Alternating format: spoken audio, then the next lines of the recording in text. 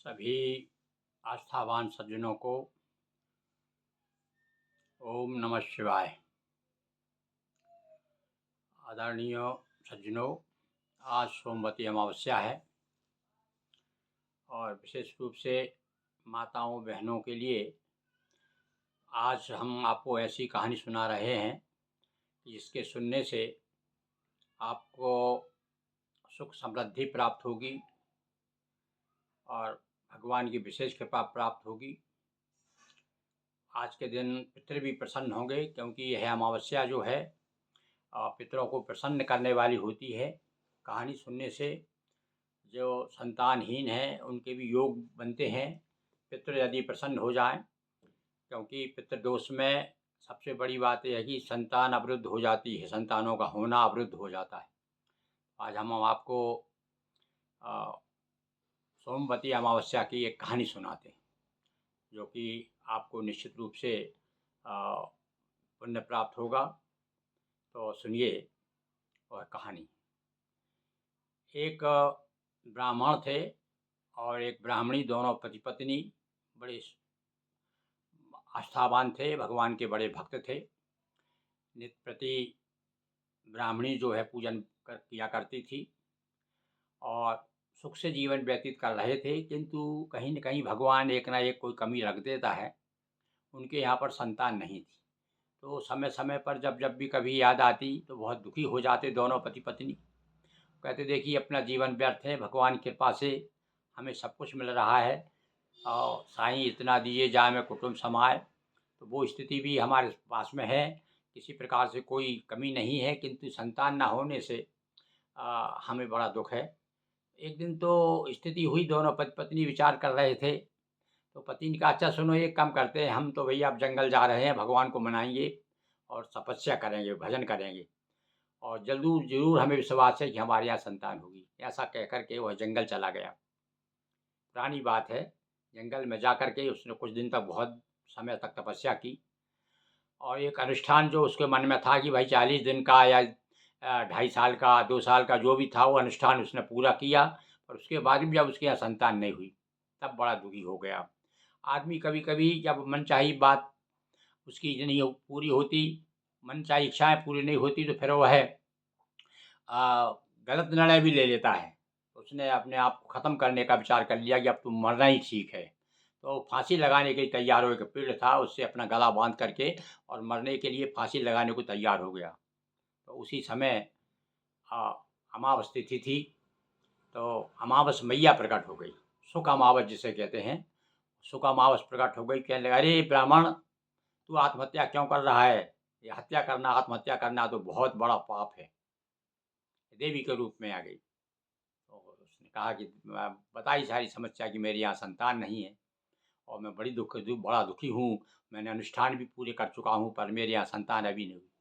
तब देवी ने कहा कि तू चिंता मत कर, तेरे यहाँ संतान तो नहीं है, पर हाँ कुछ ऐसे उपाय हैं जिसके करने से तेरे यहाँ जरूर संतान होगी। तू ये काम कर, तू घर जा और घर जा कर के अपनी श्रीमती से कहो कि आज से लेकर के 9वें महीने में तुम्हारे यहाँ जरूर संतान होगी।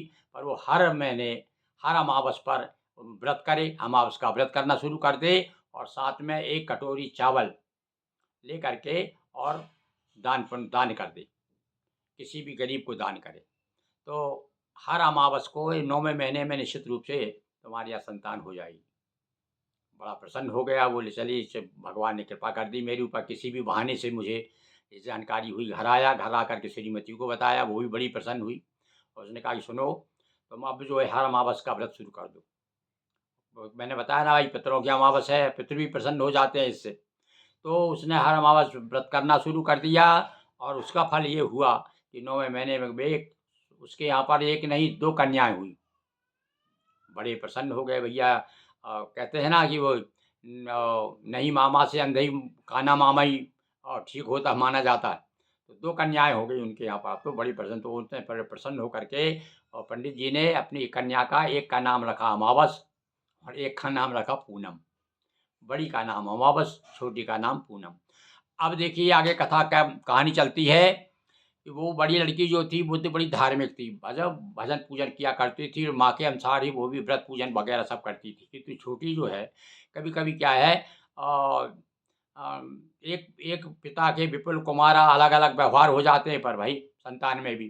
तो वो छोटी जो है पूजन-वूजन नहीं करती थी, विश्वास ही नहीं करती थी भगवान पे।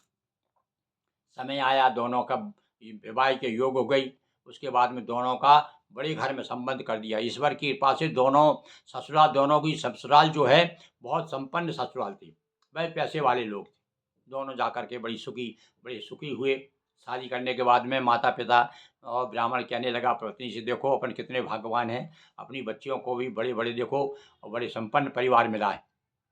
पर इधर देखिए फिर अब आगे क्या स्थिति बनती है कि ये लड़की तो बड़ी सुखी रही बड़ी और छोटी का जो ही पाँव पड़ा कहते हैं ना किसी-किसी के लक्ष्मी का पाँव पड़ता है तो घर वो में वैभव बढ़ जाता है, किसी-किसी का तो बंटा-ढार हो जाता है। तो इसके यहाँ भी बस धीरे-धीरे सारी संपत्ति खिसकना शुरू हो गई और स्थिति ये कि दाने-दाने को मोहताज हो गई।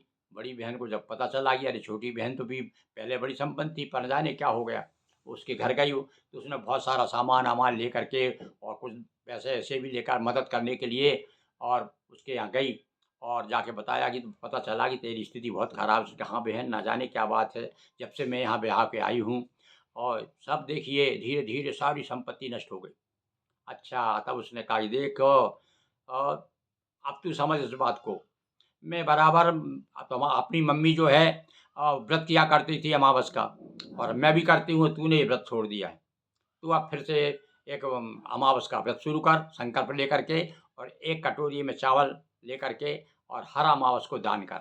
बस इतना तुझे करना है, तो देख तेरी स्थिति सुधर जाएगी।